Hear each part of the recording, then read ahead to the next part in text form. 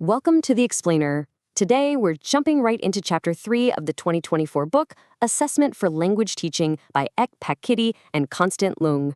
The whole focus of our session today boils down to one word: purpose. Why do we assess language learners, and how can we do it fairly? To make this really practical, we're going to explore this from a few different angles, thinking like an experienced educator, a curious postgraduate TESOL student, and a hands-on language teacher. Let's get to it. Here's our roadmap for today. 1. Testing versus assessment versus evaluation. 2. Models of proficiency. 3. The 4 skills. 4. Social dimensions. 5. Multilingualism. And 6. Our conclusion.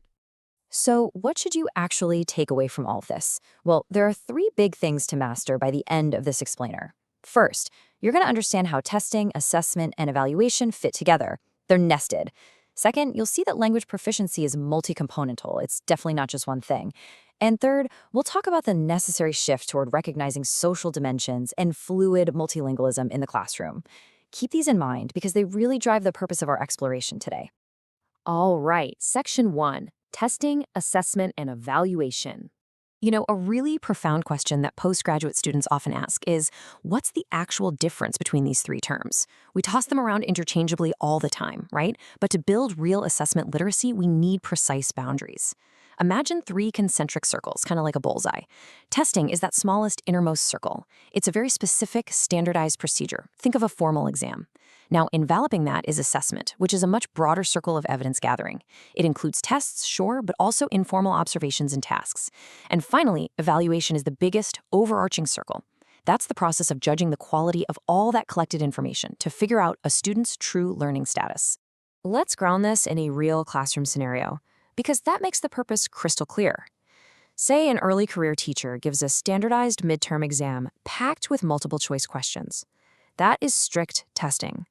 But if that same teacher evaluates their diverse classroom using a semester-long project-based portfolio, gathering evidence through rough drafts, peer feedback, maybe some informal chats, that represents the much broader processes of assessment and evaluation. Moving on to Section 2, Models of Language Proficiency. Okay, so if we're designing these broad assessments, what does language proficiency actually look like under the hood? The tricky part here is that we can't literally open up a student's brain and look at their proficiency, right? Because of that, educators and researchers have to rely on theoretical constructs. A construct is basically an abstract concept that we hypothesize exists, but we can't observe it directly. Take a student's underlying grammatical knowledge as an example. It's a construct. We can't see the knowledge itself, we can only observe their performance on a specific task, and then infer, okay, that knowledge must be in there. Bachman and Palmer's sociocognitive model is fantastic for illustrating just how complex this gets. Think of an individual's internal language proficiency as being split into 2 main branches. On one side, you have language knowledge, and on the other, strategic competence. But wait, it doesn't happen in a vacuum. These internal cognitive processes are constantly interacting with the outside world. Specific language tasks, different settings, and non-linguistic factors, like a person's individual characteristics or their world knowledge. It's a really beautiful model because it perfectly captures how our cognitive abilities bounce off our dynamic social environments. Now, we really need to distinguish between language knowledge and strategic competence here. Think about it like this. Memorizing a dictionary gives you language knowledge. You know the vocab, you know the grammar rules, but strategic competence? That's the metacognitive ability to actually put it to use. It's knowing how to read a room, set a communication goal, and figure out how to politely interrupt a super fast-paced conversation. To be truly proficient, you absolutely need both. Let's hit Section 3, the 4 language skills. So, stepping down from high-level cognitive models to the messy, practical reality of a daily language classroom, how do we actually assess this proficiency? Well, we typically break language down into 4 functional skills, split into 2 types, receptive and productive. On the receptive side, which is where students are decoding meaning, we have reading, which you might assess by having them summarize a text, and listening may be assessed through a partial dictation task. On the productive side, where students are encoding and actively creating meaning, we have speaking, which you could assess via discourse completion, and writing, assessed through hands-on tasks like filling out application forms. Setting it up this way helps teachers make sure they're targeting the right modes of communication. But, and this is a big but, as teacher educators, we always have to remind folks that these 4 macro skills do not operate independently. They are completely reliant on underlying essential components: grammar, vocabulary, and pronunciation. When a student is talking, you aren't just assessing some broad concept of speaking. You're directly assessing their phonology, their specific lexical choices in context, and their sentence structures. Basically, if the macro skills are the vehicle, these components are the engine driving it. Section 4, Social Dimensions of Assessment. Now, let's talk about the real world. How do social interactions and external pressures actually influence a student's true test performance? Because let's face it, assessments don't happen in a protective bubble. This is where the true purpose of assessment really gets put under the microscope. A test score is never just a pure, sterile measure of brain power. First, test developers choose specific tasks that inherently alter a student's performance. Second, interpersonal dynamics play a huge role. Talking to a really strict, intimidating examiner versus talking to a peer completely changes the language a student uses. And third, there's a political reality we can't ignore. Authorities use these tests for gatekeeping. They determine who gets into a university, who gets a job, or who gets a visa. The social dimension is just massive. Which brings us to Section 5, multilingualism and bias.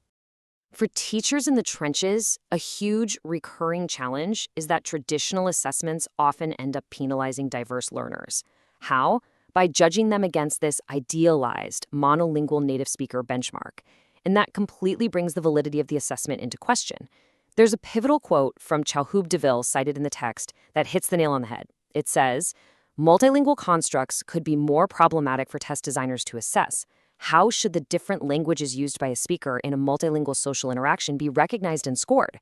This really highlights a massive shift in how scholars are thinking. We're moving toward recognizing fluid multilingualism, but man, it presents incredible challenges for standard rubrics that were built around monolingual ideals.